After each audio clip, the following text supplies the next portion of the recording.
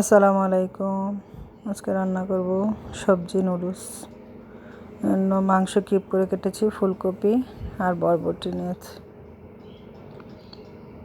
নুডলসটা সিদ্ধ করে পানি ঝরিয়ে হাঁড়িতে তেলটা গরম করে দিয়েছি।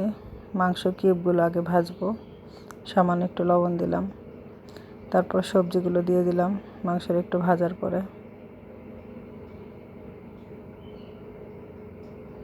সয়া সস,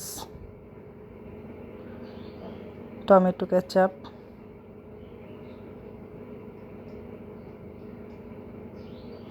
চিলি ফ্লেক্স বা শুকনো মরিচের গুঁড়ো, তারপর নুডলসগুলো দিয়ে দিলাম। নুডলস দেওয়ার পরে নাড়াচাড়া করে একটা ডিম দিয়ে দিয়েছি নুডলসের উপরে। নুডলসের মশলাগুলো দিয়ে দেব, যেহেতু 3টা নুডলস, এখানে 3টা মশলাই দিব।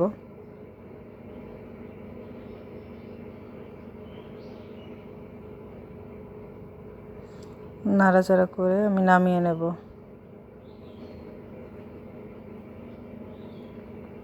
এখন আমার তৈরি হয়ে গেছে বাচ্চাদের টিফিনের জন্য। আসসালামু আলাইকুম।